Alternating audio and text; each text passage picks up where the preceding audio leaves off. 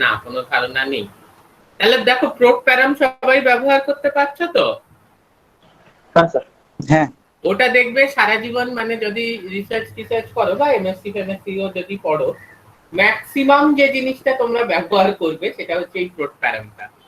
Protein related যা কিছু কাজ ওইটা তোমার লাগবেই আর কি। এটা একটা ভালো জিনিস, মানে এগুলো শিখে নিতে হবে একটু, না হলে হবে না কিন্তু।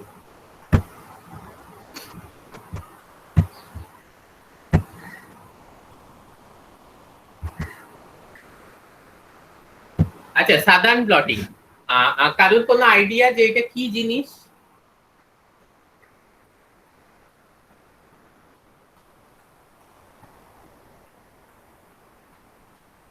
কারোর কোনো আইডিয়া নেই?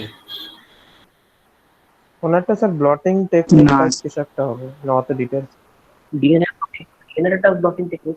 হ্যাঁ, ডিএনএ ব্লটিং টেকনিক। হ্যাঁ, সেটা ঠিক আছে, মানে সেটা কি করা হয় বেসিক্যালি, আর কেনই বা করা হয়?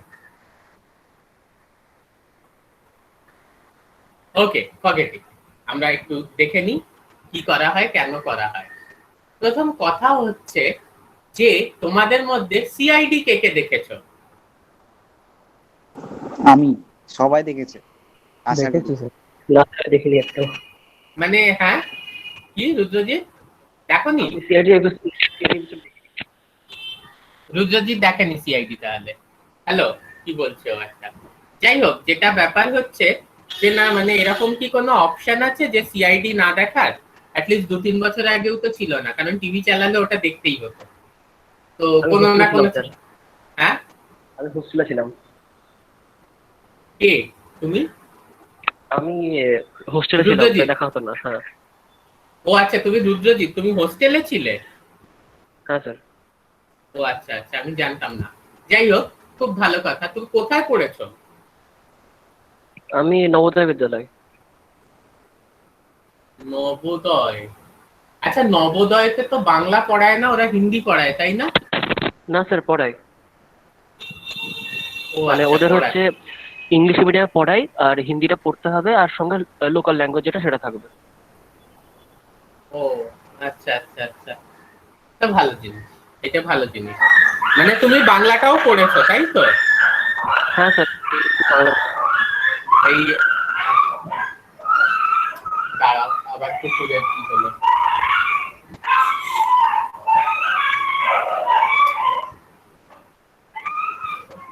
এক মিনিট। এই আমি ক্লাস নিচ্ছি, কুকুরগুলোকে একটু চুপ করাও। হ্যালো। হ্যাঁ, মানে তুমি বাংলাটাও পড়েছো রুদ্রজিৎ, তাই তো? হ্যাঁ স্যার, ছোট থেকে 9 অবধি বাংলা পড়েছি। না, ওইটা আমি তোমাকে এই জন্য জিজ্ঞেস করলাম, কারণ তুমি একবার ওই ভাইভা দেওয়ার সময় স্মৃতি স্যারকে বা কাউকে একটা বলেছিলে, আমার মনে আছে, যে তুমি মানে অ্যাডমিনিস্ট্রেটিভ জবসে যেতে চাও আর কি, তাই তো? হ্যাঁ স্যার। তা তুমি নিশ্চয়ই জানো যে পশ্চিমবঙ্গের অ্যাডমিনিস্ট্রেটিভ জবসে যেতে গেলে কিন্তু বাংলাটা জানা একেবারে অত্যন্ত ইম্পর্টেন্ট। এবং হ্যাঁ স্যার। তোমাকে যদি ডব্লিউবিসিএস এর ইন্টারভিউতে বসতে হয় এবং যদি দেখে ওই যে তুমি 10-এ বা 12-এ বাংলা পড়োনি, তাহলে এটা হাই চান্স আছে যে তোমাকে দিয়ে ওরা বাংলা ডিকটেশন লেখাবে। এবং ডাব্লিউবিসিএস কি বলছিলেন আপনি, উঠে যাচ্ছে নাকি? না না, চাকরি কমে যাচ্ছে সুযোগ, সেসব নিয়ে ডিসকাস করব। তো এটা কিন্তু অবশ্যই, মানে আমাকেও কিন্তু বাংলা ডিকটেশন লিখতে হয়েছিল আর কি। সেটা পাস না করার কিছু নেই, আমিও পাস করেছি, তোমরাও পাস করবে, সেটা কোনো ব্যাপার নয়। তবে এরকম অনেক ক্যান্ডিডেটস আছে যারা কেবি বলে একটা ক্যাটাগরি হয়, নলেজ অফ বেঙ্গলি, ওই ক্যাটাগরিতে রিজেক্টেড হয়। Anyway, let's come back to this. সেটা হচ্ছে গিয়ে সিআইডি। তাহলে সিআইডি তে একটা জিনিস আমরা সবাই দেখেছি ডক্টর সালুনকে করে বেড়ায়, সেটা হচ্ছে গিয়ে ডিএনএ অ্যানালিসিস, ঠিক আছে? DNA fingerprint. যেখান থেকে সে বলতে পারে যে খুনির ডিএনএ এর সঙ্গে যে যাকে আমরা কালপ্রিট মনে করছি সে তার ডিএনএ ম্যাচ করছে কিনা। হুম। কিংবা পেটার্নিটি ডিসপিউটস, মানে কে বাবা কার ছেলে ইত্যাদি, এইসব ব্যাপারগুলো, সেগুলো নিয়ে তো আমরা আগামীকাল পড়বো ডিএনএ ফিঙ্গারপ্রিন্টিং এ। কথাটা হচ্ছে যে এটা সে কি দেখে বলে। হ্যাঁ, এই যে ডিএনএ যে ব্যাপারটা, এটা সে কি দেখে বলে, এটা ডক্টর সালুনকে কি দেখে বলে? Any one of you? তো repeat স্যাম্পল নাই বলে। দেখছি, মানে হ্যাঁ, হয় EMDR হেয়ার স্যাম্পল নাহলে কোনো না স্যাম্পল না, নাই। হেয়ার স্যাম্পল থেকে নিল, নিয়ে ডিএনএ নিয়ে অ্যানালাইজ করলো, এগুলো তো আমরা জানি, যে রক্ত তুলে নিল, অ্যানালাইজ করলো ইত্যাদি, এগুলো আমরা আগামীকাল পড়বো। আমার বক্তব্যটা হচ্ছে তাহলে ডিএনএটা অ্যানালাইজটা হয় কোথায়? ওই জেল ইলেকট্রোফোরেসিস করে ব্যান্ড গুলো যদি ম্যাচ করে। জেল ইলেকট্রোফোরেসিস করে ব্যান্ড গুলো যদি ম্যাচ করে। তুমি জেল ইলেকট্রোফোরেসিস করেছো কখনো ডিএনএ? কি হলো? ওই তো সেই হ্যাঁ, ব্যাকটেরিয়ার করেছিলেন। ব্যাকটেরিয়ার করেছিলে, প্লাজমিডেরও বোধহয় করেছো। প্লাজমিড আইসোলেট করনি তোমরা? করেছো তো? হ্যাঁ। করেছো না করনি? হ্যাঁ স্যার, আচ্ছা, হ্যাঁ স্যার, আপনি তো হ্যাঁ করেছিলেন। আমি করিয়েছি, আমার মনে নেই, আমি করিয়েছিলাম, ভেরি গুড। তাহলে একটা জিনিস বলো, ওই যে জেল চলে, ওই জেলের ওপর মানে যেটা আজকে একরকম, কালকে দেখা যাচ্ছে শুকিয়ে ভেঙে যাচ্ছে, ব্যান্ড ইয়ে হয়ে যাচ্ছে, ওইটার ওপর ভিত্তি করে একজন লোককে ফাঁসিতে চড়ানো যাবে? মানে তুমি বললে সে সৌরদীপ খুনি, ঠিক আছে, তো সৌরদীপ খুন করেছে, সেটার এভিডেন্স হচ্ছে তোমার ওই 11 জেলটা, যেটা আগের দিনে মনে মনে ব্যান্ড দেখা যাচ্ছে, পরের দিনে আর ব্যান্ডটা মনে মনেও দেখা যাচ্ছে না, পুরো উধাও হয়ে গেছে, জেল ভেঙে গেছে, ওইটার উপর ভিত্তি করে একজনকে ফাঁসি দিয়ে দেবে? এটা দেয়া যায় কখনো? কখনো দেয়া যায় না। তাহলে তোমাকে টেকনোলজিটাকে এতটা স্ট্রং বানাতে হবে, যাতে এই যে বলছিল, হ্যাঁ বলো। নাইট্রোসেলুলোজ মেমব্রেনে মানে এক্সট্রাপেটে একটা তো প্রিন্ট নিয়ে নেওয়া হয় ওটার। Exactly that is the answer. Exactly ওই জেলের ওপর ভিত্তি করে তুমি কাউকে কখনো কনভিক্ট করতে পারবে না। তাহলে এই যে ব্যান্ড ম্যাচিং এর যে ব্যাপারটা, হ্যাঁ, যে বলছিলে ব্যান্ড গুলোকে ম্যাচ করব আমরা, অফকোর্স আমরা ব্যান্ড গুলোকে ম্যাচ করেই আলটিমেটলি ডিটারমাইন করি যে কিভাবে, মানে কি রিলেশন, যে খুন করেছে মানে মার্ডারার, আর যাকে আমরা কনভিক্ট বা সাসপেক্ট করছি, সে কি সেম? দুজনেরই ডিএনএ নিয়ে আমরা ব্যান্ড ম্যাচ করে দেখলাম, মানে মার্ডার সিন থেকে রক্ত থেকে ডিএনএ পেলাম, সেগুলো কালকে পড়াবো। তো এইভাবে, কিন্তু সেটার জন্য we have to develop a robust technology.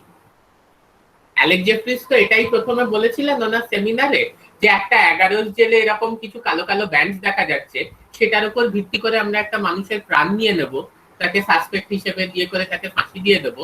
এটা কখনো হয় না। ফাঁসি দেওয়াটা কিন্তু একটা বিশাল বড় ব্যাপার, সেটা হচ্ছে একটা মানুষের প্রাণ নেওয়া। তো সায়েন্টিফিক এভিডেন্স, হ্যাঁ, আমি প্রাণ নিয়ে নেবো ওই সেন্সেই বলছি, যে ফাঁসি দিয়ে দেওয়ার ব্যাপারটা, তো সায়েন্টিফিক এভিডেন্স খুব স্ট্রং না হলে তুমি কিন্তু কাউকে ফাঁসি দিতে পারবে না। তাই জন্য এই টেকনোলজিটাকে জেলের বিয়ন্ড নিয়ে যেতে হবে, কারণ ওই একটা ফ্র্যাজাইল জেল, যেটা একদিনের বেশি সার্ভাইভ করে না, সেটার উপর বেস করে আমি কাউকে ফাঁসি দিতে পারি না। তাহলে সেইখানেই যে ব্যাপারটা দাঁড়াচ্ছে, এই টেকনোলজিক্যাল অ্যাডভান্সমেন্টের একটা প্যাটার্ন যেটা এসছে, যেটা সায়ন বললো, প্রবাবলি সায়ন দাস, আমি তো দেখতে পাচ্ছি না, খালি গলা শুনে বলছি, যে জেল থেকে আমরা ওই ডিএনএটাকে নাইট্রোসেলুলোজ মেমব্রেনে তুলে নেব, এবং ফাইনালি এক্স রে প্লেটে তার একটা পিকচার নেব, নিয়ে আমি কনফার্মড হব একেবারে যে হ্যাঁ, এই এই এই পার্টিকুলার জিনিসটা, এবার এটা একটা লং টাইম প্রিজার্ভিং জিনিস, এবং উইথ পারফেক্ট ব্যান্ডস রইল আর। Now I could use this as a scientific evidence. কিভাবে কি সেগুলো আমরা কালকে পড়বো।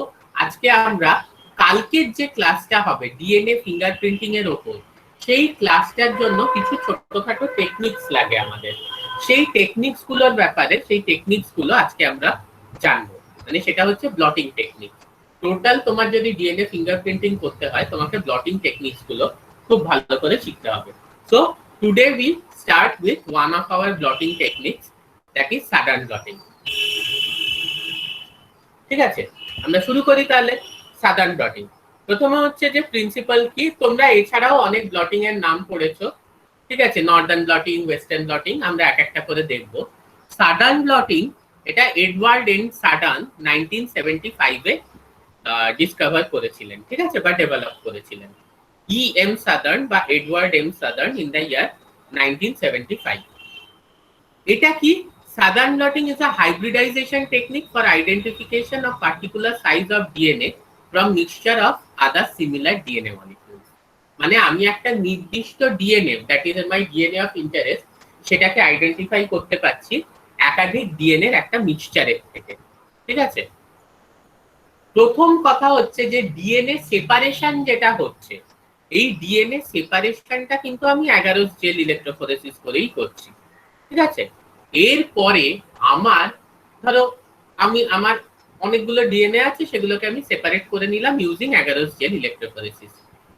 কিভাবে সেপারেট হচ্ছে না, based on the size and the charge. মানে আমরা জানি এক্ষেত্রে যে ডিএনএটা বড় সেই ডিএনএটা উপরে থাকবে, আর যে ডিএনএটা ছোট সেটা নিচে থাকবে। সবাই আমার গলা শুনতে পাচ্ছ এবং স্লাইড দেখতে পাচ্ছ তো? হ্যাঁ স্যার। ওকে, তাহলে যে ডিএনএটা বড় সেটা জেলের উপর দিকে থাকবে, আর যেটা ছোট সেটা ডিএনএ নিচের দিকে, জেলের নিচের দিকে থাকবে। তো we separate the DNA based on its size and its charge. এইবারে now we have different DNA bands, অনেকগুলো ডিএনএ ব্যান্ড আছে, তার মধ্যে কোন ব্যান্ডটা, ধরো একটা নির্দিষ্ট ব্যান্ড আমার দরকার, নির্দিষ্ট ওই ডিএনএ ফ্র্যাগমেন্টটা আছে কিনা সেটা আমি দেখতে চাইছি। তাহলে কিভাবে দেখব? ওই ডিএনএ ফ্র্যাগমেন্টের করসপন্ডিং আমি একটা অলিগোনিউক্লিওটাইড ডিজাইন করব। ঠিক আছে, ওই ডিএনএ ফ্র্যাগমেন্টের কমপ্লিমেন্টারি, হ্যাঁ, যে ডিএনএ ফ্র্যাগমেন্টটা আমার ফ্র্যাগমেন্ট অফ ইন্টারেস্ট সেটার কমপ্লিমেন্টারি আমি একটা অলিগোনিউক্লিওটাইড ডিজাইন করলাম। সেই অলিগোনিউক্লিওটাইডটা আলটিমেটলি কি হবে না, ওই ডিএনএ ফ্র্যাগমেন্টকে বাইন্ড করবে এবং সেই অলিগোনিউক্লিওটাইডটাকে আমরা রেডিও অ্যাক্টিভলি লেবেল করব। আরো অনেকভাবে লেবেল করতে পারি, কেমিলুমিনেসেন্স দিয়ে, ফ্লুরোসেন্স দিয়ে, বাট আমি তোমাদের এইটা আপাতত প্রোবের ওপর একটা আলাদা ক্লাস আমরা করব। প্রোব ইজ ভেরি ইম্পর্টেন্ট, প্রোবের ওপর একটা আলাদা ক্লাস করব, ডিএনএ প্রোব, আরএনএ প্রোবের ওপর। আপাতত এইটা বুঝে নাও যে একটা আমার যেটা ডিএনএ অফ ইন্টারেস্ট আছে তার করসপন্ডিং একটা অলিগোনিউক্লিওটাইড আমি ডিজাইন করলাম, মানে কমপ্লিমেন্টারি, যেটাকে আমি রেডিও অ্যাক্টিভলি লেবেল করে দিচ্ছি। এবারে ওটা পার্টিকুলার নাইট্রোসেলুলোজ মেমব্রেনে গিয়ে আমার ডিএনএ অফ ইন্টারেস্টকে বাইন্ড করবে, এবং যে জায়গাটায় ওটা বাইন্ড করবে সেই জায়গায় কিন্তু আমি রেডিও অ্যাক্টিভিটি দেখতে পাবো। তো ওই কমপ্লিমেন্টারি অলিগোনিউক্লিওটাইডটাকে আমি বলছি specific DNA probe that is complimentary to the desired DNA. এবং কিভাবে এটা বেসিক্যালি দেখাচ্ছে যে আমার ডিএনএ অফ ইন্টারেস্টকে কিভাবে আইডেন্টিফাই করছে, বাই মিনস অফ হাইব্রিডাইজেশন। তাহলে hybridization between hmm, between my DNA of interest and my oligonucleotide probe. Oligonucleotide প্রোবটা গিয়ে ডিএনএ অফ ইন্টারেস্টের সাথে হাইব্রিডাইজ করছে, ফলে ডিএনএ অফ ইন্টারেস্টে যে জায়গায় আছে সেই জায়গায় রেডিও অ্যাক্টিভিটি দেখাবে। This is the principal, very easy. কিন্তু এই হাইব্রিডাইজেশনের জন্য একটা জিনিস কিন্তু খুব ইম্পর্টেন্ট। What is that? এটা সুপর্ণা বলবে। What is very important for hybridization? Suparna? হ্যাঁ স্যার। বলো। আমি আরো সোজা করে দিচ্ছি। যদি হাইব্রিডাইজ করতে হয় আমার অলিগোনিউক্লিওটাইড প্রোবকে based on complementarity in the DNA sequence, হ্যাঁ, তাহলে আমাকে একটা জিনিস বলো, যে ডিএনএটা তোমার নাইট্রোসেলুলোজ মেমব্রেনে রয়েছে সেটা সিঙ্গেল স্ট্র্যান্ডেড হবে না ডাবল স্ট্র্যান্ডেড হতে হবে? Single standard sir. শিওর তো সিঙ্গেল স্ট্র্যান্ডেড? হ্যাঁ। Very good. অবশ্যই, কারণ ডাবল স্ট্র্যান্ডেড হলে সেটার সঙ্গে কখনোই হাইব্রিডাইজ করবে। হ্যাঁ right, this is the principle. Okay, আচ্ছা, এইবার আমরা তাহলে একটু পুরো প্রসেসটা প্রথমে একটু ছবিতে দেখে নিই, তারপর আমরা লেখায় দেখব। ছবিতে কি না, দেখো, ধরো আমি আমার মধ্যে, আমার জিনোমের মধ্যে একটা পার্টিকুলার ডিএনএ ফ্র্যাগমেন্ট আছে কিনা সেটা দেখতে চাইছি। তাহলে আমি কি করব? আমার পুরো জেনোমিক ডিএনএটাকে তো আমি 11 সেলে চালাতে পারবো না, কারণ তাহলে দেখবো যে ওই ওপরের দিকে একটা পাতলা ব্যান্ড, হয়তো সেটার কিছু ডিগ্রেডেশন হয়েছে, because my genomic DNA that is very big. তো তার মধ্যে একটা পার্টিকুলার ডিএনএ ফ্র্যাগমেন্ট আছে কিনা সেটা দেখার জন্য ফার্স্ট অফ অল একটা genomic DNA K which is very big in size, be it mine or be it any bacterial genomic DNA, it's very big in size, আমাকে ছোট ছোট ফ্র্যাগমেন্ট করতে হবে। কিসের সাহায্যে? না, আমি রেস্ট্রিকশন এনজাইম দিয়ে ছোট ছোট ফ্র্যাগমেন্ট করলাম। তো দিস আর দ্য স্টেপস। প্রথমে আমি রেস্ট্রিকশন এনজাইম দিয়ে ছোট ছোট ফ্র্যাগমেন্ট করলাম। এবার 11 জেল ইলেকট্রোফোরেসিসের সাহায্যে এই ফ্র্যাগমেন্ট গুলোকে আমি সেপারেট করব based on the size and the charge. কেন না আমি জানি ডিএনএ এর উপর কি চার্জ আছে। সুপর্ণা, ডিএনএ এর উপর কি চার্জ আছে, পজিটিভ না নেগেটিভ? পজিটিভ। না না না negative, sorry sorry sorry sorry. যাই হোক, ঠিক আছে। এই ব্যাপারে কারোর কোনো ডাউট নেই তো যে ডিএনএ তে নেগেটিভ চার্জ আছে? ওকে, তাহলে ডিএনএ তে যদি নেগেটিভ চার্জ থাকে, এখানে যদি আমি লোড করি, এটা পজিটিভলি চার্জ যে ইলেকট্রোডটা আছে সেটার দিকে মাইগ্রেট করবে, ঠিক আছে? তো এইবারে যেটার মলিকিউলার ওয়েট কম হবে, কারণ এখানে আমরা সুপার কয়েল, ক্লোজ সার্কুলার, নিক ডিএনএ, লিনিয়ার এইসব কনসেপ্টে আসছি না, যেহেতু রেস্ট্রিকশন এনজাইম দিয়ে ডাইজেস্ট করা হয়েছে, ঠিক আছে? আমার সবকটা ফ্র্যাগমেন্টই লিনিয়ার ফ্র্যাগমেন্ট। তাহলে এই যে লিনিয়ার ফ্র্যাগমেন্ট আছে, যার মলিকিউলার ওয়েট সব থেকে বেশি সে সব থেকে কম মাইগ্রেট করবে, আর যার মলিকিউলার ওয়েট সব থেকে কম সে বেশি মাইগ্রেট করবে। কারণ প্রত্যেকটার উপরই একটা ইউনিফর্ম চার্জ আছে, প্রত্যেকটার উপরই পার বেস পেয়ার একটা ইউনিফর্ম চার্জ আছে, সরি, ঠিক আছে? এই মাইগ্রেটটা করলো, এই অবধি আমরা সবাই করেছি, 11 জেল অবধি চালিয়েছি। এর পরের স্টেপ হচ্ছে গিয়ে যে আমি বাই মিনস অফ ব্লটিং এই 11 জেল থেকে তলায় যে নাইট্রোসেলুলোজ মেমব্রেন আছে এখানে কিন্তু ডিএনএটাকে ট্রান্সফার করে নেব।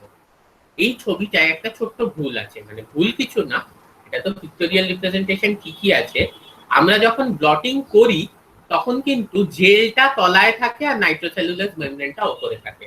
আবার আমি বলছি, আমরা যখন ব্লটিং করি তখন কিন্তু জেলটা তলায় থাকে আর নাইট্রোসেলুলোজ মেমব্রেনটা কিন্তু তার উপরে থাকে। ওকে, তো এইবার যেটা ব্যাপার হচ্ছে যে এইবার আমরা দুটো জিনিস করব। একটা হচ্ছে গিয়ে we will use a transfer buffer. Transfer বাফারটা কি না, এটা একটা পার্টিকুলার বাফার যার দরুন একটা ইলেকট্রোফোরেটিক মুভমেন্ট হবে। আমি এই পরের ছবিটায় দেখাচ্ছি, এইখানে দেখো একটু ছোট ছবি, কিন্তু বুঝতে পারবে যে এইখানে জেলটা তলায় আছে এবং জেলের এই যে এখানে হচ্ছে 11 জেলটা তলায়, যেখানে কার্সারটা, তার উপর নাইট্রোসেলুলোজ মেমব্রেনটা আছে। এই জায়গায় পেপার টাওয়েলস বা ব্লটিং পেপার আছে, তলায় স্পঞ্জ আছে, এবং এই যে নিচে ব্লু জিনিসটা দেখতে পাচ্ছ এখানে ট্রান্সফার বাফার আছে।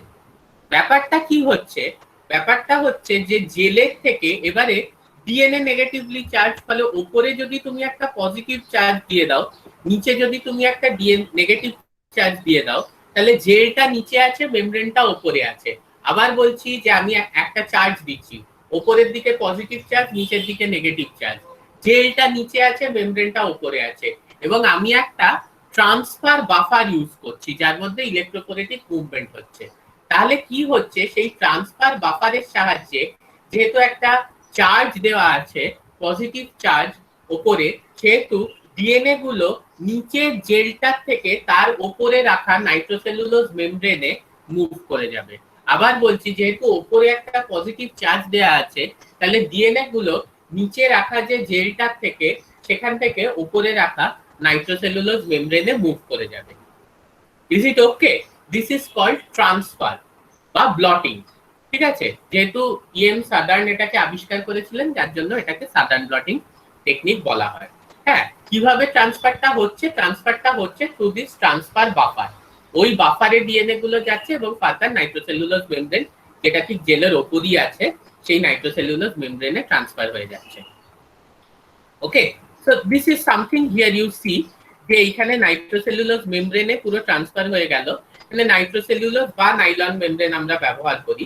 ওয়েল, একটা কথা আমি বলছি, নাইট্রোসেলুলোজ বা নাইলন বা পিভিডিএফ মেমব্রেন, এই কথাগুলো আমরা যখন থিওরিটিক্যালি পড়াচ্ছি তখন আমরা বলি, আমরা যখন প্র্যাকটিক্যালি করব তখন আমরা প্রোটিনের জন্য একটা মেমব্রেন ব্যবহার করব, আরএনএ এর জন্য, ডিএনএ এর জন্য, যে কোনোটার জন্য যে কিছু আমরা ব্যবহার করে দিই না।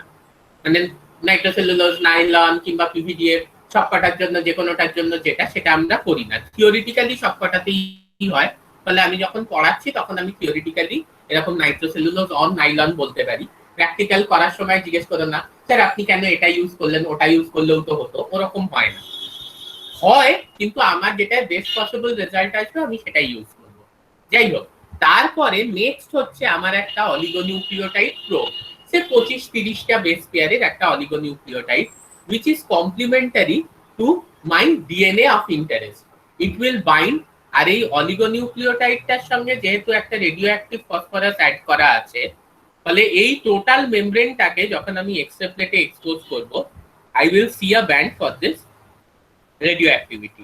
আবার বলছি, এই অলিগোনিউক্লিওটাইড প্রোবটাকে, যেহেতু এটা রেডিও অ্যাক্টিভ ফসফরাসের সাথে, মানে প্রোবটার যে ফসফরাসটা দ্যাট ইজ রেডিও অ্যাক্টিভ, তো আছে মানে একটা ফসফরাস যেটা অ্যালকালাইন ফসফেটেস দিয়ে আমি করে তারপরে টার্মিনাল ট্রান্সফারেন্স দিয়ে ইনক্লুড করেছি, সেটা আমি পড়াবো যখন প্রোব ডিজাইন করবো, ডোন্ট ওয়ারি অ্যাবাউট ইট।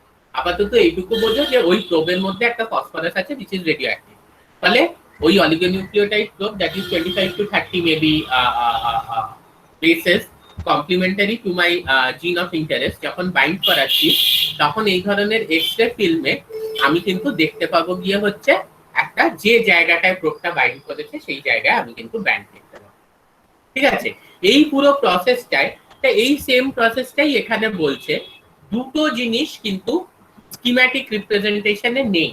তার মধ্যে একটা জিনিস হচ্ছে যে আমাকে ডিএনএটাকে ডিনেচার করতে হবে, হ্যাঁ, মানে ডাবল স্ট্র্যান্ডেড থেকে সিঙ্গেল স্ট্র্যান্ডেড করতে হবে। আমি অ্যালকালি, অ্যাসিড খুব রেয়ার কেসে ইউজ করা হয়, অ্যালকালি ইউজ করেই মেনলি করা হয়। দ্বিতীয় হচ্ছে যে এই যে ডিএনএটা নাইট্রোসেলুলোজ মেমব্রেনে ট্রান্সফার হলো, এবার এটা শক্তপোক্তভাবে যাতে নাইট্রোসেলুলোজ মেমব্রেনে বাইন্ড করে যায়, তার জন্য আমাকে বেক করতে হবে, মানে মেমব্রেনটাকে একটু হিট করতে হবে, আর বা আমাকে ইউভি দিয়ে ট্রিট করতে হবে।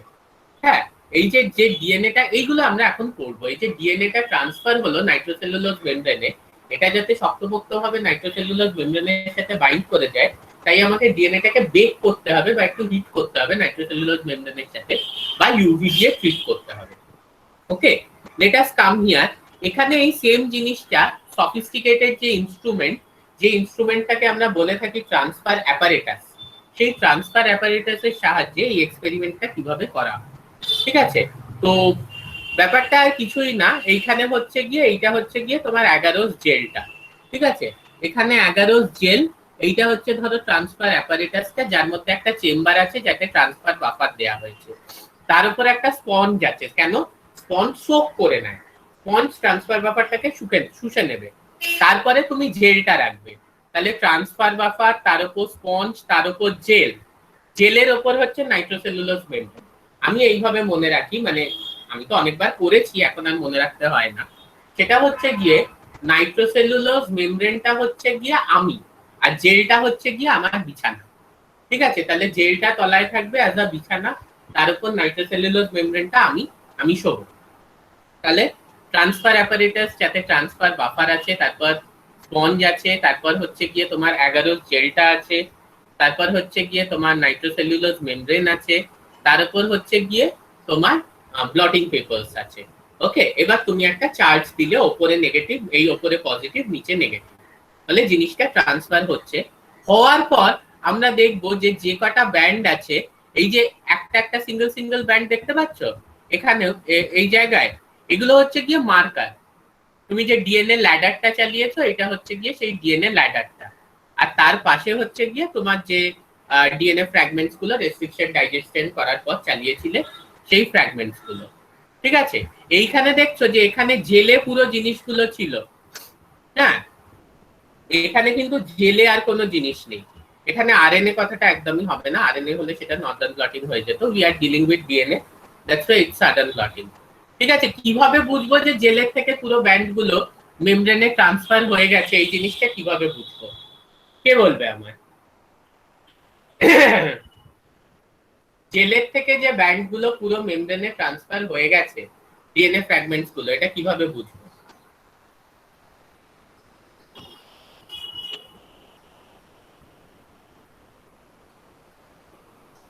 কোনো আইডিয়া? তাহলে তো কোনো এমনি ব্যান্ড দেখা যাবে না, মানে না না, জেলের থেকে ব্যান্ডটা মেমব্রেনে যে ট্রান্সফার, তুমি তো একটা ট্রান্সফার অ্যাপারেটাস চালিয়েছো, একটা বাফার দিয়েছো, তার সেখানে জেল রেখেছো, তার উপর মেমব্রেন রেখেছো, কিছু ব্লটিং পেপার বা টাওয়েল রেখেছো, দিয়ে সুইচ অন করে দিয়েছো। হ্যাঁ, এবার একটা চার্জ হচ্ছে, তা জেল থেকে যে ডিএনএটা ট্রান্সফার হয়েছে মেমব্রেনে, সেটা তুমি বুঝবেটা কি করে?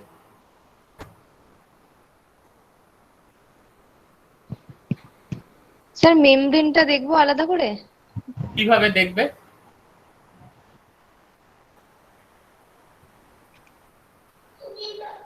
যেটা স্ট্যান্ডার্ড প্রসেস ইউজ করা হয় সেটা হচ্ছে জেলটাকে নিয়ে একবার ইথিলিয়াম ব্রোমাইডে স্টেন করা হয়। যদি তুমি কোনো ব্যান্ড না দেখতে পাও, তার মানে হচ্ছে যে যা ডিএনএ ছিল সেগুলো সব মেমব্রেনে ট্রান্সফার হয়ে গেছে।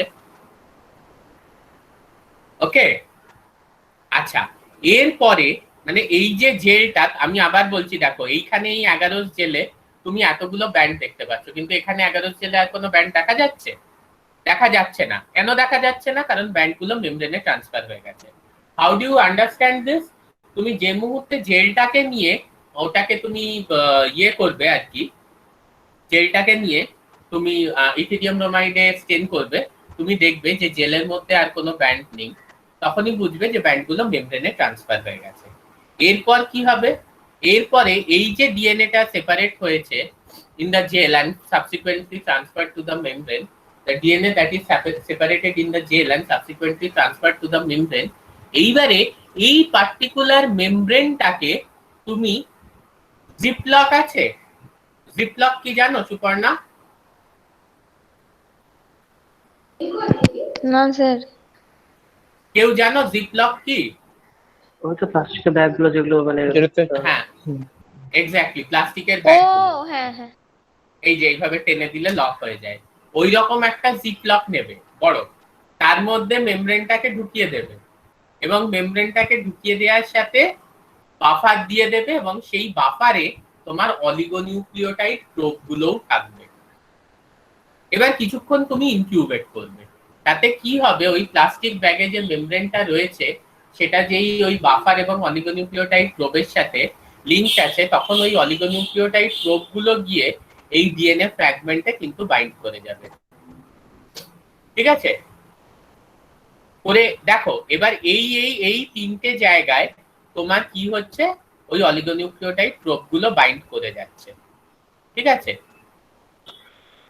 এইবারে তুমি এই পুরো যে মেমব্রেনটা আছে এটাকে যেই একটা এক্সরে প্লেটে তুমি আর কি এক্সপোজ করাচ্ছ, এই তিনটে জায়গায় পার্টিকুলার ব্যান্ড তুমি দেখতে পাচ্ছ। আর যদি তুমি একটা লেবেলড মার্কার চালাও, তাহলে লেবেলড মার্কারের পজিশনস গুলো তুমি বুঝতে পারছো, মানে এটা ডিএনএ ল্যাডার। যদি ডিএনএ ল্যাডারটাকে তুমি লেবেলড চালাও, তাহলে ডিএনএ ল্যাডারের পজিশনস গুলো তুমি বুঝতে পারছো। আর তোমার যে প্রোব গুলো, সেগুলো তোমার ডিএনএ অফ ইন্টারেস্টে যেখানে যেখানে বাইন্ড করেছে সেই জায়গাগুলো তুমি দেখতে পাচ্ছ। ক্লিয়ার? কারোর কোনো ডাউট থাকলে জিজ্ঞেস করো এই জায়গায় অবধি। কতক্ষণ লাগে ট্রান্সফার হতে মিনিমাম? ওই ওই ওই ওই তোমার ইয়ে থেকে ট্রান্সফার অ্যাপারেটাসে? আচ্ছা, হ্যাঁ। এইটা হচ্ছে আমি তোমাকে বলছি যে তোমার এইটা পুরোপুরি ডিপেন্ড করবে যে তুমি কি ধরনের ডিএনএ ট্রান্সফার করতে চাইছো। তুমি যদি একটা নর্মাল জেনোমিক ডিএনএ, সেটাকে রেস্ট্রিকশন ডাইজেস্ট করে কিরকম ফ্র্যাগমেন্ট হচ্ছে, তোমার যদি ডিএনএটা, এগুলো প্র্যাকটিক্যাল যারা এক্সপেরিমেন্ট করেছে তারাই বলতে পারবে, লো মলিকিউলার ওয়েটের হয়। হ্যাঁ, মানে ধরো তোমার লো মলিকিউলার ওয়েট, তোমার যে ডিএনএ অফ ইন্টারেস্টটা, সেটা আমি বলছি গিয়ে হচ্ছে 2 কেবি একটা জিনোমিক ডিএনএ এর ক্ষেত্রে খুব লো মলিকিউলার ওয়েট। সেক্ষেত্রে তুমি যেটা করবে সেটা হচ্ছে যে তোমার ট্রান্সফারে যেটা রয়েছে ভোল্টেজটা বাড়িয়ে দেবে একটু। ঠিক আছে, ভোল্টেজটা একটু বাড়িয়ে দেবে, সেক্ষেত্রে টাইমটা কমে যাবে। কিন্তু তোমাকে যদি কোনো বড় ডিএনএ ট্রান্সফার করতে হয়, সেটা ইউজুয়ালি ট্রান্সফার ভালো হবে যদি তুমি ভোল্টেজটাকে কম রাখো। আমাদের এখানে যে ট্রান্সফার অ্যাপারেটাস গুলো কাজ করে, সেখানে দেখবে যে ভোল্টেজটা কনস্ট্যান্ট রাখা হয়, কারেন্টটাকে ভ্যারি করানো যায়। তো ইউজুয়ালি আমরা যখন ছোট ডিএনএ ফ্র্যাগমেন্ট ট্রান্সফার করি, আমরা কিন্তু মোটামুটি 100 মিলি অ্যাম্পিয়ার কারেন্ট রাখি, বা 125-150 অব দি কারেন্ট রাখি মিলি অ্যাম্পিয়ার। কিন্তু যখন বড় ডিএনএ ফ্র্যাগমেন্ট, ধরো আমি যে ডিএনএ ফ্র্যাগমেন্টটা আমার ইন্টারেস্ট, সেটা 25 কেজি, ঠিক আছে, 25 কিলো বেসের, তখন কিন্তু আমি কি করব, যে যাতে ট্রান্সফারটা ভালোভাবে হয়, একটু কিন্তু 75 কি 50 এই মিলি অ্যাম্পিয়ার কারেন্ট রাখবো। ইউজুয়ালি একটা পুরো ট্রান্সফার নর্মাল জেনোমিক ডিএনএ কে ইয়ে করে ট্রান্সফার ঘটতে 1 ঘন্টা 15 মিনিট থেকে 1.5 ঘন্টা লাগে ট্রান্সফার অ্যাপারেটাসে। তবে হ্যাঁ হ্যাঁ ট্রান্সফার অ্যাপারেটাসে। তবে এখন যেটা ব্যাপার হচ্ছে যে যেগুলো খুব ভালো কোয়ালিটির ট্রান্সফার অ্যাপারেটাস, হ্যাঁ ফরেন একেবারে ভালো কোয়ালিটি, সেগুলো ইভেন এমনও এখন তৈরি হয়ে গেছে 15 মিনিটে ট্রান্সফার হয়ে যায়। বাট আমরা ল্যাবে যেগুলো ইউজ করি সেগুলো ওই আমরা 100 মিলি অ্যাম্পিয়ারে চালাই, 1 ঘন্টা 15 মিনিট থেকে 1.5 ঘন্টা লাগে কমপ্লিট ট্রান্সফারের জন্য। ইউজুয়ালি আমরা 15 মিনিট বেশি দিই, মানে বাঙালিরা তো সবসময় একটু সেফ সাইডে থাকে, 15টা মিনিট। রান্নাতেও সুবর্ণা যখন রান্না করে মাংস, সুবর্ণা তুমি মাংস রান্না করতে জানো? হ্যাঁ স্যার। অসাধারণ ব্যাপার তো। হ্যাঁ তো বাঙালিরা যেটা করে একটু বেশিক্ষণ সময় আর কি ব্যবহার করে, মানে একটু বেশিক্ষণ যাতে মাংসটা একটু বেশি, দরকার নেই অত। আমিও যখন ইভেন মাংস রান্না করি কি হয়, লাস্টে একটু জল দিয়ে একটু বেশি ফোটালাম যাতে মাংসটা একটু ভালো করে সেদ্ধ হলো, আলুটা একটু ভালো করে সেদ্ধ হলো, দরকার নেই জানি সেদ্ধ হয়ে গেছে, স্টিল একটু 5-10 মিনিট বেশি ফুটিয়ে দিলাম। তো সেই রকম ব্যাপার, একটু বেশি টাইম দেওয়া হয়। 1 hour 15 minutes to 1.5 hour, this is the time. আর বলো। আচ্ছা, বাফারটা দেওয়ার উদ্দেশ্য হচ্ছে যাতে আমার ডিএনএ টা ট্রান্সফার করার সময় ডিনেচার না হয়ে যায়, তাই তো? আমি ডিএনএটাকে ডিনেচার করতেই চাই, ডিনেচার করেই জিনিসটাকে ট্রান্সফার করব, এবং বাফারটা পুরোপুরি একটা অ্যালকালি থাকে, তাহলে ওটা ডিনেচার করতেই সাহায্য করে। তোমার ডিএনএ যদি ডিনেচার না হয় তাহলে তোমার প্রোবটা এসে বাইন্ড করবে কি করে? ডাবল স্ট্র্যান্ডেড ডিএনএ তে তো প্রোব বাইন্ড করে না। আর ডিনেচার তো আমি ডিএনএ কে এমনিই করব, সেটা আমরা আগে দেখব। বাফারটা দেওয়ার উদ্দেশ্য হচ্ছে যে ডিএনএ তো একটা মলিকিউল, সেটা তো একটা জেল থেকে একটা মেমব্রেনে এমনি ট্রান্সফার হবে না, ইলেকট্রোফোরেটিক্যালি ট্রান্সফার হতে পারে। তুমি ব্যাপারটা বোঝো, একটা তো মিডিয়াম থাকতে হবে। মানে তোমার একটা নেগেটিভলি চার্জ মলিকিউল, সেটা তো হাওয়ায় উড়ে গিয়ে একটা মেমব্রেনে বাইন্ড করবে না। মেমব্রেনটা যদিও ডিএনএ ঠিক ওপরেই জেলের ঠিক ওপরেই আছে, কিন্তু স্টিল একটা মিডিয়াম তো লাগবে ট্রান্সফারটার জন্য। একটা নেগেটিভলি চার্জ মলিকিউল যখন একটা জায়গা থেকে অন্য জায়গায় যাচ্ছে, একটা মিডিয়াম তো লাগবে। বাফারটা হচ্ছে সেই মিডিয়ামটা, মানে একটা ইলেকট্রোফোরেটিক্যালি, যে আমরা যখন ইলেকট্রোফোরেসিস করি তাই তো, রূপোর ওপর সোনার জল করা হচ্ছে, তো তখন ওই যে আয়ন্স গুলো ট্রান্সফার হচ্ছে, সিলভার আয়ন্স গুলো, এই গোল্ড আয়ন্স যেগুলো ডিপোজিট হচ্ছে আর কি, তো সেটাতে একটা ইলেকট্রোফোরেসিসে তো আমার একটা অ্যাকুয়াস সলিউশন লাগে, এই ট্রান্সফার বাফারটা হচ্ছে সেই অ্যাকুয়াস সলিউশনটা। সুপর্ণা আমাকে বলবে যে কেন আমরা রূপোর ওপর সোনার জল করাই, সোনার ওপর রূপোর জল কেন করাই না, এটা তোমার এবারের অ্যাসাইনমেন্টের কোয়েশ্চেন। আর আমাকে একটা ছোট্ট গয়নায় তুমি সোনার ওপর রূপোর জল করে দেখাবে যে সেটা করা যায় কিনা। আমি কি করে করব? সোনার উপর রূপোর জল করা যায় না। সেটাই তুমি আমাকে বলবে কেন করা যায় না, এবং নিজে একটু চেষ্টা করবে শ্যাকটার দোকানে গিয়ে। আচ্ছা, এরপরে আর কার কি প্রশ্ন আছে? হ্যাঁ স্যার, বলছি পুরো প্রসেসটা কি একদিনে করা হয়? মানে এই ট্রান্সফারের ইয়েটা হ্যাঁ একদিনেই করতে হবে, মানে একদিনেই তোমাকে কাজটা করতে হবে। সকালবেলা ল্যাবে এসে স্টার্ট করবে, করে পুরো প্রসেসটা একদিনে করতে হবে। মেমব্রেনে ট্রান্সফার হওয়ার পরে তোমার যদি খুব মনে হয় যে না একটু কারুর সঙ্গে গিয়ে কফি টফি খাওয়ার দরকার হয়ে পড়েছে, তাহলে তুমি যেটা করতে পারো, মেমব্রেনের মধ্যে ওই যে এই স্টেপটাকে তুমি চাইলে ওভারনাইট রাখতে পারো, but it is not recommendable. যে যেখানে তুমি এই জিপলকের মধ্যে তোমার মেমব্রেনটাকে ঢুকিয়ে দিয়েছো এবং বাফারের মধ্যে অলিগোনিউক্লিওটাইড প্রোবটা দিয়ে দিয়েছো, এই যে প্রোব বাইন্ডিংটা, এটাকেও তুমি ওভারনাইট রাখতে পারো, but it's not recommendable. Usually 2-3 ঘন্টা কোল্ড রুম থাকে একটা জিনিস, তোমরা হয়তো দেখোনি, সেটা হচ্ছে গিয়ে যে কোনো বড় ইউনিভার্সিটি ল্যাবে বা ইনস্টিটিউটের ল্যাবে কোল্ড রুম থাকে, একটা রুম যার টেম্পারেচার -4 ডিগ্রি হয়। ঠিক আছে, এই -4 বলছি, সরি 4 ডিগ্রি হয়, -4টা পোকা বললাম, 4 ডিগ্রি হয়। আমরা ইউজুয়ালি সব প্রসেসগুলোই সেখানে করি। তো ওই কোল্ড রুমের মধ্যে গিয়ে জাস্ট এরকম একটা ওই যে ঘুরছে, সেটা কিছু না, তোমরা রকার দেখেছো যাতে জেল স্টেন করা হয়, জেল স্টেন করা হয় এরকম এরকম ঘুরে, দেখোনি? হ্যাঁ স্যার দেখেছি। আমাদের ল্যাবেই আছে। ওই রকমই একটা জিনিস এরকম ভার্টিক্যালি রাখা হয়, তার সঙ্গে এই মেমব্রেনটা চিপকে দেওয়া হয় 4 ডিগ্রিতে, 2-3 ঘন্টার মধ্যে সব বাইন্ডিং হয়ে যায়। 4 ডিগ্রিতে রাখার উদ্দেশ্য এই যে অ্যানিলিং টেম্পারেচারটাকে একটু কমানো, ঠিক আছে,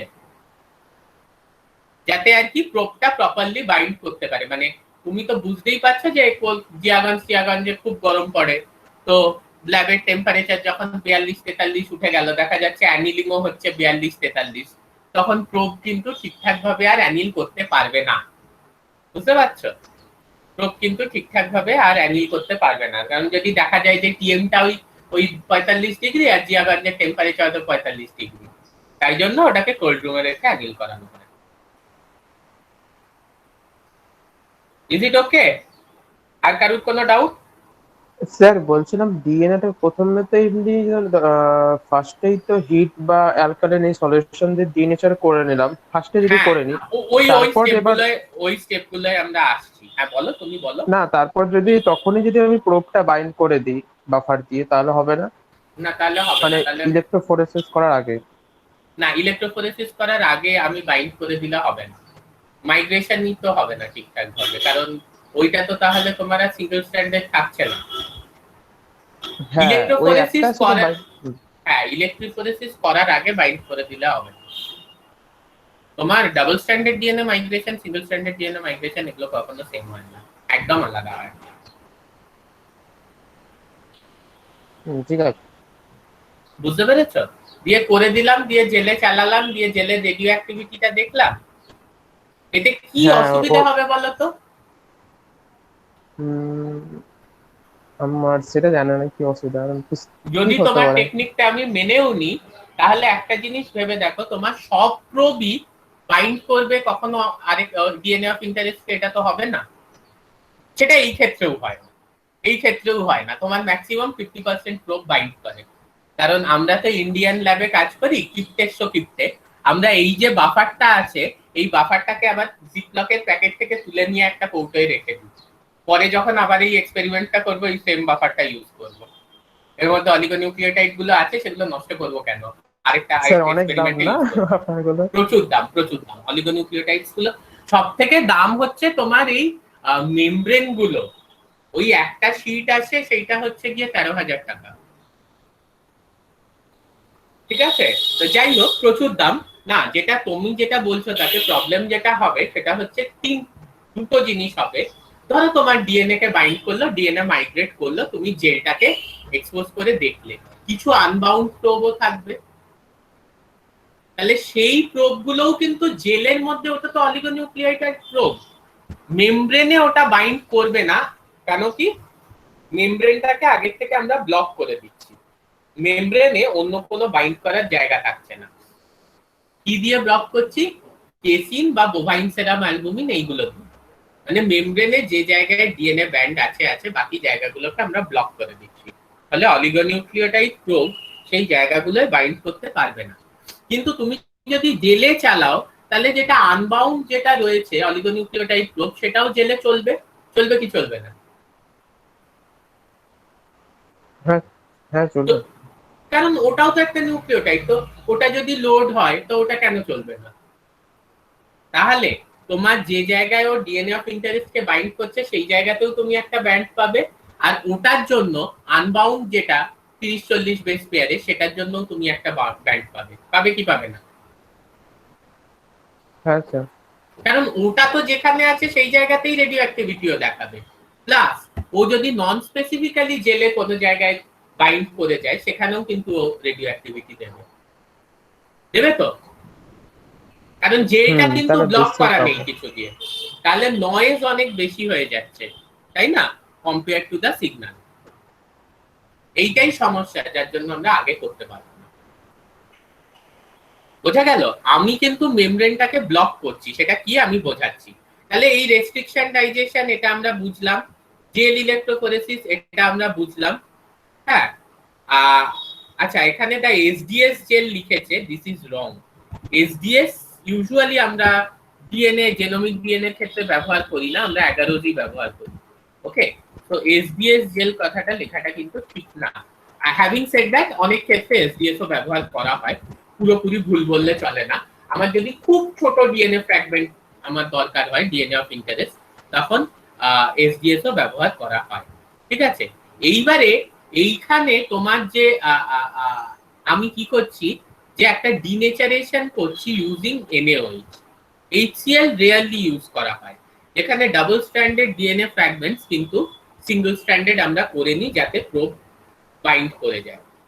So this is a denaturation step where we actually soak the gel in an alkali so that the DNA within it gets denatured. So this is one thing. ঠিক আছে, তাহলে ইউজুয়ালি যখন অলরেডি ডিএনএটা ইমমোবিলাইজড হয়ে গেছে জেলের মধ্যে, তারপরেই কিন্তু সেটাকে আমি ডিনেচার করছি। ওয়েল, আগে ডিনেচার করে যদি আমি প্রোব বাইন্ড করাই, তাহলে single stranded DNA double stranded DNA migration আলাদা হবে, প্লাস প্রোবটাও আলাদা করে মাইগ্রেট করে কিন্তু একটা নন স্পেসিফিক ব্যান্ড দেবে। আর আমরা ডিএনএটাকে তখনই ডিনেচার করানোর চেষ্টা করব already when it is immobilized. I repeat, when it is immobilized within the gel. তারপরে কি করব না, যেটা আমার মেমব্রেন, ঠিক আছে, নাইলন বা নাইট্রোসেলুলোজ মেমব্রেন যেটাই আমি ব্যবহার করছি, ইউজুয়ালি এই মেমব্রেন গুলো পজিটিভলি চার্জ হয়। চলে যায় গাড়িটা। ইউজুয়ালি এই মেমব্রেন গুলো পজিটিভলি চার্জ হয় আর উপরেও একটা পজিটিভ চার্জ থাকে, যার জন্য নেগেটিভলি চার্জ ডিএনএ সেটাই অ্যাট্রাক্টেড হয়ে যায়। এরপরে তাহলে জেলে ডিএনএ চালালাম, সেটাকে ডিনেচার করলাম, মেমব্রেনে ট্রান্সফার করলাম। এরপরে দুটো জিনিস করা হয়, মেমব্রেনে ডিএনএটাকে শক্তভাবে বাইন্ড করানো হয়। সেটা কিভাবে? সেটাকে বেক করে করানো যেতে পারে, মানে স্লাইট হিট দিয়ে আমি মেমব্রেনে ডিএনএটাকে খুব শক্তভাবে বাইন্ড করালাম, বা ইউভি দিলে কি হবে না, ওই যে ডিএনএটা আছে সেটা মেমব্রেনের সাথে ক্রস লিঙ্ক হয়ে যাবে। ঠিক আছে, the DNA that gets cross link with the membrane actually.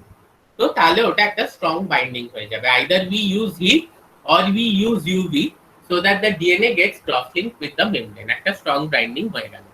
এরপরে প্রোব দিয়ে ট্রিট করার আগে, মানে এই স্টেপটার আগে, আমাকে আরেকটা জিনিস এনশিওর করতে হবে যে মেমব্রেনে কোথাও যেন নন স্পেসিফিক্যালি প্রোব বাইন্ড না করে। কেন না, মেমব্রেনটা পজিটিভলি চার্জ আর প্রোবটা কি, সেটা একটা অলিগোনিউক্লিওটাইড প্রোব, একটা ডিএনএ ফ্র্যাগমেন্ট, তাহলে সেটা নেগেটিভলি চার্জ। তাহলে কোনো নন স্পেসিফিক বাইন্ডিং যাতে না হয়, তাই জন্য আমি মেমব্রেনের সবকটা বাইন্ডিং সাইটকে স্যাচুরেট করে দেবো। কোনো নন স্পেসিফিক বাইন্ডিং যাতে না হয়, তাই জন্য আমরা মেমব্রেনের সবকটা বাইন্ডিং সাইটকে স্যাচুরেট করে দেবো। কি দিয়ে স্যাচুরেট করে দেবো না, we will treat it with casing বা বোভাইন সেরাম অ্যালবুমিন। বোভাইন সেরাম অ্যালবুমিন বা কেসিন এগুলো হচ্ছে protein which are very inert protein, খুব ইনার্ট, মানে এগুলো কোনো ধরনের বায়োকেমিক্যাল রিঅ্যাকশনকে কোনোভাবে হ্যাম্পার করে না। ঠিক আছে, যে এই যে বাইন্ডিং ইত্যাদি এগুলো হচ্ছে, মানে কোনো কেমিক্যাল প্রসেসকে হ্যাম্পার করে না। কেসিন বা বিএসএ, বোভাইন সেরাম অ্যালবুমিন, এদের কাজ হচ্ছে কি, যে মেমব্রেনের যে বাকি যে জায়গাগুলো আছে সেই জায়গাগুলোয় বাইন্ড করছে, করে মেমব্রেনটাকে স্যাচুরেট করে দিচ্ছে, যাতে নন স্পেসিফিক্যালি অলিগোনিউক্লিওটাইড প্রোবটা কোথাও বাইন্ড না করতে পারে। Is that okay? এইখানে দেখো হাইব্রিডাইজেশন উইথ লেবেল প্রোবেও লেখা আছে the probe bind complementary DNA on the membrane, মানে প্রোবটা কমপ্লিমেন্টারি ডিএনএ কে বাইন্ড করছে মেমব্রেনে, since all other non specific binding site on the membrane has been blocked by BSA or casein. অন্যান্য জায়গা যেখানে নন স্পেসিফিক্যালি বাইন্ড করতে পারত আমাদের প্রোবটা, সেটাকে ব্লক করে দেওয়া হয়েছে using this casing. Is that ওকে?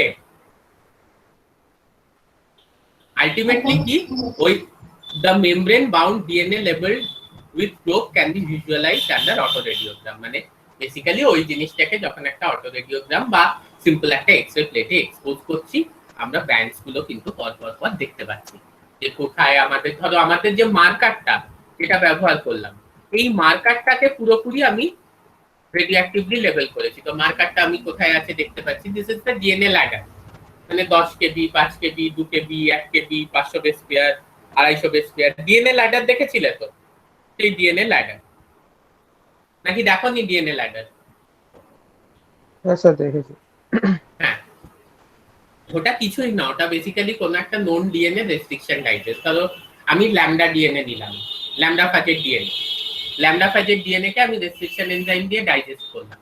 তাহলে আমি জানি যে ধরো আমি ইকো আর1 দিয়ে যদি ল্যামডা ফ্যাজের ডিএনএ কে ডাইজেস্ট করি, আমি 8টা ব্যান্ড পাবো এবং কোন ব্যান্ডটার কতটা মলিকিউলার ওয়েট হবে।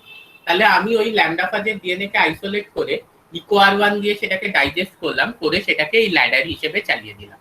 তাহলে ওপরের থেকে নিচ অব্দি কোন ব্যান্ডটা কত সেই ভ্যালুগুলো আমরা জানি। এবার এই মার্কারটা কিন্তু রেডিও অ্যাক্টিভলি লেবেল করা, তাহলে এই মার্কারটা দেখতে পাচ্ছি। আর প্রোবটা শুধু তোমার ডিএনএ অফ ইন্টারেস্টে গিয়ে বাইন্ড করছে, তাহলে সেগুলো কোথায় দেখতে পাচ্ছি, তাহলে কোন ডিএনএ অফ ইন্টারেস্টটা কত কেবি, কত কিলোবেস পেয়ারের অ্যাপ্রক্সিমেটলি সেটারও একটা আইডিয়া হয়ে যাচ্ছে। Is it clear? মেমব্রেনটার সাথে ডিএনএ আরএনএ প্রোটিন তিনটেই বাইন্ড করতে পারে? নাইট্রোসেলুলোজ বা নাইলন পিভিডিএফ যেটার একটা ফর্ম, তার সঙ্গে হ্যাঁ অবশ্যই তিনটেই বাইন্ড করতে পারে। তার কারণ হচ্ছে এই মেমব্রেন গুলো বেসিক্যালি পজিটিভলি চার্জ হয়। এবার তুমি যখন একটা ডিএনএ ডিএনএ নেগেটিভলি চার্জ, এটা তুমি নিশ্চয়ই জানো। আরএনএ নেগেটিভলি চার্জ না পজিটিভলি চার্জ? নেগেটিভ। তাহলে আরএনএও বাইন্ড করতে পারে, ঠিক আছে। এবার প্রোটিনটাকে তো তুমি চালানোর আগে মানে মেমব্রেনে ট্রান্সফার করার আগে এসডিএস পেজে চালাচ্ছ, তাই তো? তাহলে একটা sodium dodecyl sulphide polyacrylamide gel electrophoresis, ঠিক আছে। তাহলে এসডিএস পেজ পলিঅ্যাক্রিলামাইড জেল ইলেক্ট্রোফোরেসিসে তোমার প্রোটিনের উপর কি চার্জ থাকে? প্রোটিনের উপর পজিটিভ নেগেটিভ দুটোই তো থাকবে না, সেটা তো নরমাল কন্ডিশনে। তুমি যখন এসডিএস দিয়ে প্রোটিনটাকে ট্রিট করছো তখন প্রোটিনের উপর কি চার্জ থাকে? পজিটিভ মনে হয়। Anybody else? নেগেটিভ থাকবে, না হলে তো বাইন্ডই করবে না। বাইন্ড করার এখানে কোনো ব্যাপার নেই, মানে যখন আমি এসডিএস পেজে প্রোটিনটাকে চালাচ্ছি তখন তো স্যাম্পল ওই যে লাইসিস বাফার, যেটার সাহায্যে যেমনি ডিএনএ কে একটা নীল রঙের বাফার দিয়ে তুমি জেলের মধ্যে দিচ্ছ, তো সেমনি প্রোটিনকেও একটা ওই রকম নীল রঙের বাফার দিয়ে জেলের মধ্যে দেওয়া হয়। যে বাফারে ট্রিস বাফার থাকে pH 6.8, এসডিএস থাকে, এছাড়াও থাকে গিয়ে হচ্ছে ব্রোমোফেনল ব্লু, গ্লিসারল ইত্যাদি থাকে, বা বিটা মার্ক্যাপটোইথানল ইত্যাদি থাকে। তো যখনই তুমি প্রোটিনটাকে এসডিএস দিয়ে ট্রিট করছো, এইটা জেনে রাখবে, তখনই মোটামুটি পার 2 amino acid approximately 1 single negative charge ওটার উপর ইম্পার্ট করা হয়। তোমরা এসডিএস পেজ পড়োনি না কখনো? না স্যার। তাহলে এসডিএস পেজ পড়লে বুঝতে, আমি জানি না পড়ানোর স্কোপ আছে কিনা, বা বিভাস স্যার প্র্যাকটিক্যাল করার ক্লাস নেওয়ার সময় তোমাদের অবশ্যই পড়িয়ে দেবেন। সেটা হচ্ছে এসডিএস পেজে when you feed the protein, SDS is a detergent, right, which imparts a negative charge to the protein molecules. মানে সেইভাবেই অনেকক্ষণ ধরে বকছি তো একটু জানাই, মানে এসডিএস পেজে তো প্রোটিন গুলোকে সেইভাবেই ট্রিট করা হয়, তাই তো? যে প্রোটিনটাকে আমি পুরো লিনিয়ারাইজ করে দিচ্ছি। বিটা মার্ক্যাপটোইথানল কি করছে, ওর মধ্যে যে তোমার ডাইসালফাইড লিঙ্কেজ গুলো আছে সেগুলোকেও ভেঙে দিচ্ছে, রিডিউস করে দিচ্ছে, হ্যাঁ। আর হিট দিয়ে কি হচ্ছে, হাইড্রোজেন বন্ড ইত্যাদি সব ভেঙে যাচ্ছে, তো ওটা লিনিয়ার হয়ে যাচ্ছে। এইবারে হাইড্রোফোবিক ইন্টারঅ্যাকশন ভাবার জন্য আমি এসডিএস ইউজ করছি, which is a detergent, এবং এই এসডিএস টা প্রত্যেক 2 অ্যামিনো অ্যাসিড কে একটা করে নেগেটিভ চার্জ দিচ্ছে। ফলে তোমার যত বড়ই প্রোটিন হোক, that will be separated based on its molecular weight বা its number of amino acids and not on its শেপের উপর কিন্তু সেপারেশন হয় না, নাম্বার অফ অ্যামিনো অ্যাসিডস এর উপর সেপারেশন হয়। কারণ প্রোটিনটাকে আমি পুরো এরকম লিনিয়ারাইজ করে দিয়েছি এবং পার ইউনিট আমি ওকে একটা নির্দিষ্ট নেগেটিভ চার্জ দিচ্ছি। তাহলে যার মধ্যে যত বেশি ইউনিট আছে তার মধ্যে তত নেগেটিভ চার্জ থাকবে, but per unit negative charge কিন্তু কনস্ট্যান্ট হবে। Okay, the take home message, SDS যখন পড়াবো এগুলো সবই বলে দেবো। The take home message is যে ডেফিনেটলি এসডিএস পেজে যখন আমরা প্রোটিন চালাই, প্রোটিনটা নেগেটিভলি চার্জ থাকে, তাই জন্য এটা পজিটিভ চার্জের দিকে মাইগ্রেট করে ডিউরিং ইলেক্ট্রোফোরেসিস, সেল ইলেক্ট্রোফোরেসিস। ফলে obviously if the membrane is positively charge, প্রোটিনটা তার উপর যায়। এবং এই প্রসেসগুলো প্রত্যেক কটার প্রিন্সিপাল সেম, সেই জন্যই কিন্তু এগুলোর এরকম নামকরণ করা হয়েছে। মানে সাদার্ন ব্লট আবিষ্কার করেছিলেন, তাই বলে নর্দার্ন কিন্তু নর্দার্ন ব্লট আবিষ্কার করেননি। মানে আরএনএ কে এরকম মেমব্রেনে ট্রান্সফার করার প্রসেসটাকে আমরা নর্দার্ন ব্লট বলি, বাট সেটা কিন্তু কোনো নর্দার্ন নামের বিজ্ঞানী আবিষ্কার করেননি। Due to the similarity with the southern blot, it's called northern blot. Similarly প্রোটিনকে যখন আমরা মেমব্রেনে ট্রান্সফার করি সেটাকে বলা হয় ওয়েস্টার্ন ব্লট। ঠিক আছে, this is based on the similarities. Okay, আর এই যে ট্রান্সফারের যে ব্যাপারটা, যেহেতু ডিএনএ, আরএনএ এবং এসসিএস পেজে চালানোর পর প্রোটিন তিনটের উপরই নেগেটিভলি চার্জ থাকে, এটা পজিটিভ চার্জ মেমব্রেনে ট্রান্সফার হয়। Any more questions? তাহলে আমরা নেক্সটে যাব। ওকে, এবার আমরা একটু অ্যাপ্লিকেশন গুলো দেখি। অ্যাপ্লিকেশন দেখো আমরা কালকে বা পরশু প্রচুর করবো, ফলে no problem with this. Usually এটা কি করা হয় যে আমার একটা ডিএনএ অফ ইন্টারেস্ট, হ্যাঁ, একটা গিভেন স্যাম্পল, ধরো আমার একটা গিভেন স্যাম্পল আমি পেয়েছি যেটা হচ্ছে মিক্সচার অফ ডিএনএ, অনেক ধরনের ডিএনএ যার মধ্যে আছে, তাতে আমার ডিএনএ অফ ইন্টারেস্ট বা স্পেসিফিক ডিএনএ প্রেজেন্ট আছে কিনা। ডিএনএ ফিঙ্গারপ্রিন্টিং সেটার ক্ষেত্রে ব্যবহার করা হয় কিভাবে কালকেই আমরা দেখবো। ফলে পেটার্নিটি টেস্টিং, মানে কে কার বাবা কে কার ছেলে, এই নিয়ে কালকে খুব সুন্দর একটা গল্প বলবো, মানে চোখে জল চলে আসবে, এত সুন্দর গল্প। যে আলটিমেটলি আমরা সায়েন্স করি বা মলিকুলার বায়োলজি করি কিন্তু মানুষের উপকারের জন্য, এবং এই পেটার্নিটি টেস্টিং এইটা কিভাবে, মানে অ্যালেক্স জেফ্রিজ মোটিভেটেড হয়েছিলেন একজন বাবা মার কান্না, তার 13 বছর আগে তার বাচ্চা হারিয়ে গিয়েছিল, তাকে খুঁজে পেয়ে তা ওই অ্যালেক্স জেফ্রিজের এই ফিঙ্গারপ্রিন্টিং টেকনিকের সাহায্যে। ক্রিমিনাল ইনভেস্টিগেশন বা ভিকটিম ইনভেস্টিগেশন, এটা আমরা জানি। কোনো ডিজায়ার্ড জিন অফ ইন্টারেস্ট আছে কিনা সেটাকে আইসোলেট করা। আরএফএলপি আমরা অবশ্যই পড়বো, রেস্ট্রিকশন ফ্র্যাগমেন্ট জিন পলিমরফিজম, বা কোনো মিউটেশন বা জিন রিঅ্যারেঞ্জমেন্ট হয়েছে কিনা সেটা আমরা ধরতে পারি এই ধরনের সাদার্ন ব্লটিং এর সাহায্যে। ঠিক আছে, জাস্ট আমরা প্রোবটাকে অ্যাকর্ডিংলি যদি ডিজাইন করি to detect a particular mutation or a জিন rearrangement, we can definitely detect it. এগুলো আমরা প্রচুর পড়বো, don't worry about that. You just have to design the probe in a manner to detect the mutation or gene arrangement.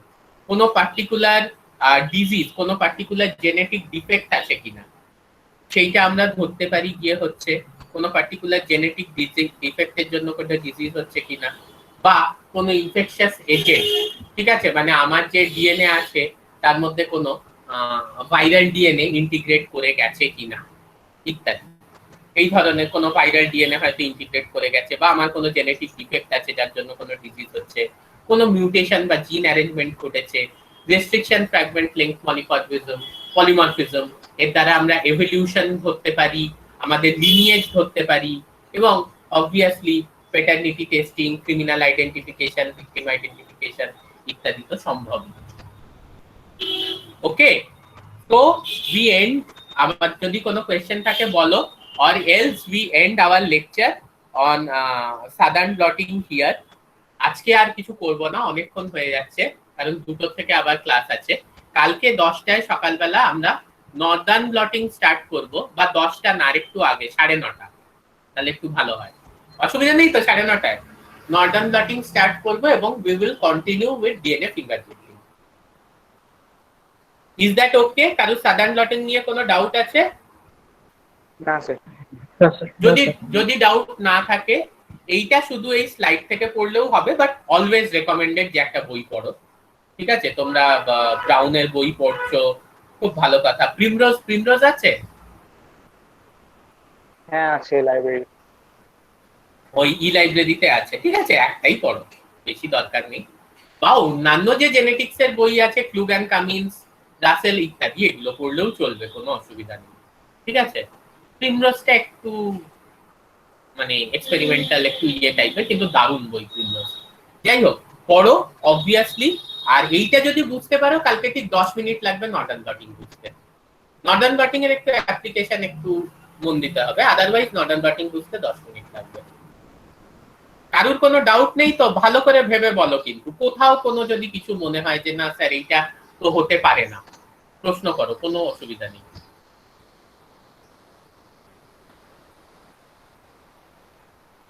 কারণ এর ওপর কিন্তু 2-3 নম্বরের অ্যানালিটিক্যাল কোয়েশ্চেন চলে গেল, সেইটা লিখতে হবে। ওকে, টেকনিক না বুঝলে কিন্তু সমস্যা।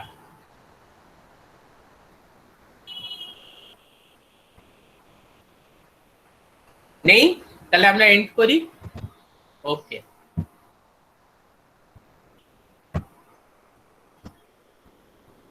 আচ্ছা বলছি তাহলে আবার দুটোই দেখা হচ্ছে। ওকে হ্যাঁ স্যার। হ্যাঁ স্যার। ওকে, ঠিক আছে। হ্যাঁ, যার যা যা প্রবলেম হচ্ছে লিস্ট করে রাখো, দুটোই বলবে, আমরা সর্ট আউট করার চেষ্টা করবো অবশ্যই।